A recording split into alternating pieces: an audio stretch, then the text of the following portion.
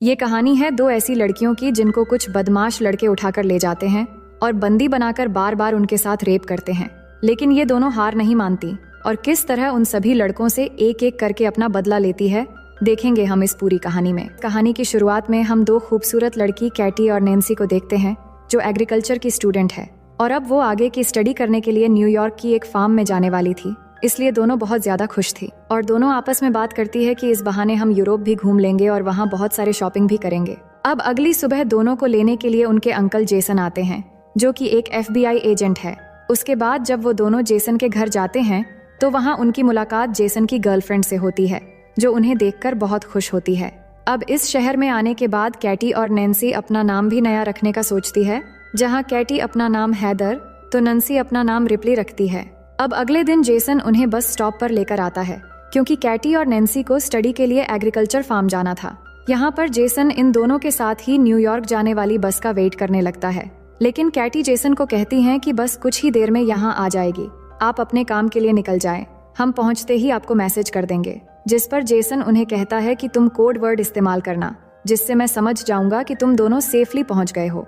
जिसके बाद कैटी कहती है कि मैं एप्पल वर्ड यूज करूंगी, लेकिन जेसन कहता है कि तुम हर बार अलग अलग अल्फाबेट यूज करना ताकि कोई तुम्हारे कोड वर्ड को न समझ सके।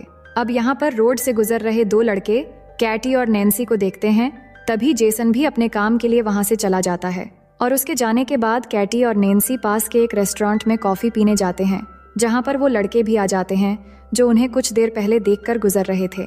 इनका नाम जेड और ल्यूकस है और वो दोनों कैटी और नैन्सी से बातें करने लगते हैं, जिससे कैटी और नैन्सी उनको अपना नाम हैदर और रिप्ली बताती है।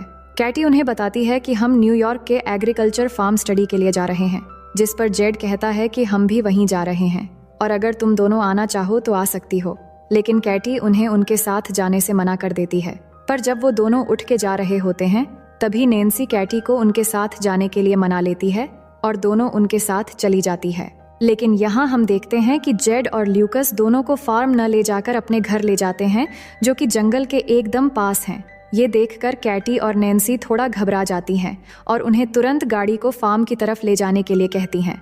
लेकिन तभी घर से जेड और ल्यूकस की मॉम आती हैं जो उन्हें बड़े ही प्यार से चाय पीने के लिए कहती हैं और दोनों को ये भी कहती हैं कि जेड और ल्यूकस बाद में तुम दोनों को छोड़ देंगे। अब जब वो दोनों चाय पी रहे होते हैं तभी कैटी के पास उनके अंकल जेसन का मैसेज आता है, जिस पर कैटी उन्हें कोड वर्ड में एप्पल लिखकर रिप्लाई कर देती है, जिससे जेसन समझ जाता है कि वो दोनों सेफली फार्म में पहुंच चुके हैं। अब ल्यूकस की माँ उनको कुछ खाने के लिए देती है, जिसे खाते ही कैटी और नैन्सी को नशा चढ़ने लगता है क्योंकि उस खाने में ड्रग्स मिला हुआ था और वो दोनों समझ जाती है कि उनके साथ कुछ गलत किया जा रहा है।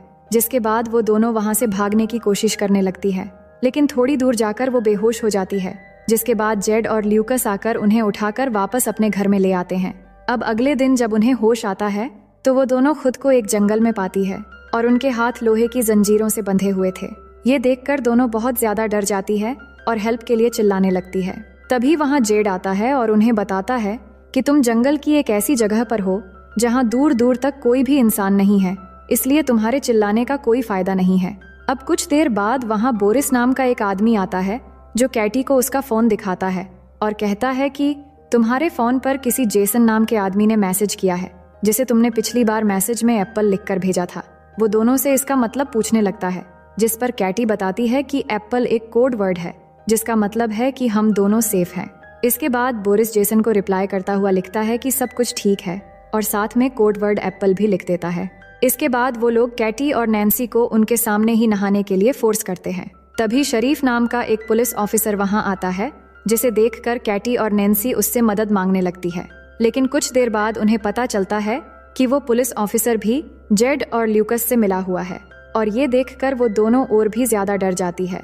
अब यहाँ कैटी और नैन्सी उन लोगों को समझाने की कोशिश करती है कि प्लीज हमें यहाँ से जाने दो, हम किसी को कुछ नहीं बताएंगे और तुम लोग चाहो तो हम तुम्हें बहुत सारे पैसे भी दे देंगे।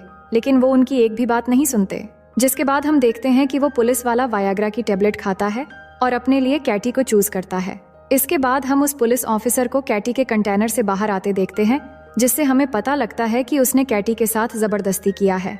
वहीं दूसरी ओर हम जेसन को देखते हैं, जिसको कैटी और नैन्सी की बहुत चिंता हो रही थी क्योंकि कैटी ने मैसेज में एप्पल वर्ड को दोबारा इस्तेमाल किया था और उधर वो लोग नैन्सी के कंटेनर में एक सनकी और नशेड़ी आदमी को भेजते हैं जो अंदर जाकर नैन्सी के पेट पर जलती हुई सिगरेट लगा देता है और वो जोर जोर से चीखने चिल्लाने लगती है और उसके बाद वो नैन्सी के साथ जबरदस्ती करता है।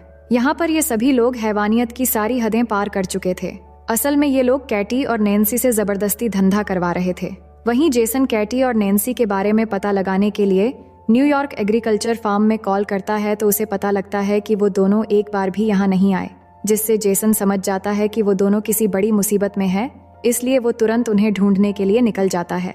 वहीं कैटी और नैन्सी के साथ और भी ज्यादा बुरा हो रहा था, क्योंकि अब जो अगला कस्टमर था उसके आने से पहले जेड और ल्यूकस दोनों लड़कियों के मुंह पर मास्क पहना देते हैं और वो कस्टमर भी एक पिग वाला मास्क पहन लेता है। इसके बाद जेड और ल्यूकस उस कस्टमर को कैटी और नैन्सी के चेहरे से मास्क उतारकर उनके चेहरे दिखाता है, जिससे दोनों लड़कियां उस पिग मास्क वाले आदमी को देखकर और भी ज्यादा डर जाती हैं और जोर जोर से चिल्लाने लगती है। जिसके बाद वो आदमी नैन्सी को चूज करता है और उसे कंटेनर में ले जाकर उसके साथ जबरदस्ती करता है। अब उसके जाने के बाद जब कैटी नैन्सी के पास जाती है तो वो देखती हैं कि नैन्सी की हालत बहुत ज्यादा खराब हो गई है।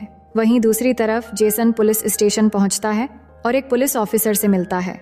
ये वही पुलिस ऑफिसर हैं जिसने कैटी के साथ जबरदस्ती की थी।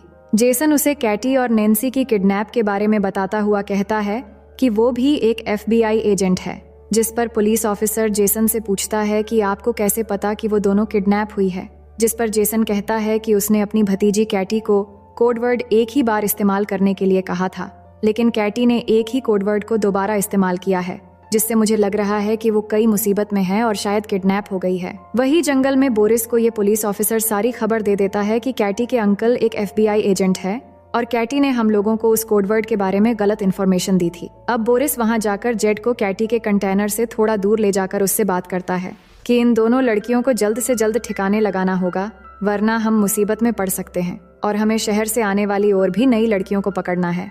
वहीं कैटी अपने कंटेनर के पास खड़ी होकर चुपके से उनकी सारी बातें सुन रही थीं। इसके बाद बोरिस कैटी के कंटेनर में जाकर उससे जबरदस्ती करता है। वहीं दूसरी ओर जेसन भी वही रेस्टोरेंट पहुंचता है जहां पर कैटी और नैन्सी को वो दोनों लड़के मिले थे और वहां काम कर रहे एक आदमी से कैटी और नैन्सी के बारे में पूछता है, जिससे वो आदमी बोरिस की गाड़ी के बारे में बता देता है। अब अगले दिन कैटी नैन्सी को बताती है कि ये लोग हमें मारने की प्लानिंग कर रहे हैं। तभी वहां जेड और बोरिस उसी नशेड़ी आदमी को अपने साथ लेकर आते हैं जिसने कैटी के साथ जबरदस्ती की थी और उसको कहते हैं कि हम दोनों जल्द ही वापस आ रहे हैं, तब तक तुम दोनों लड़कियों पर कड़ी नजर रखना ताकि ये कहीं भाग ना जाए।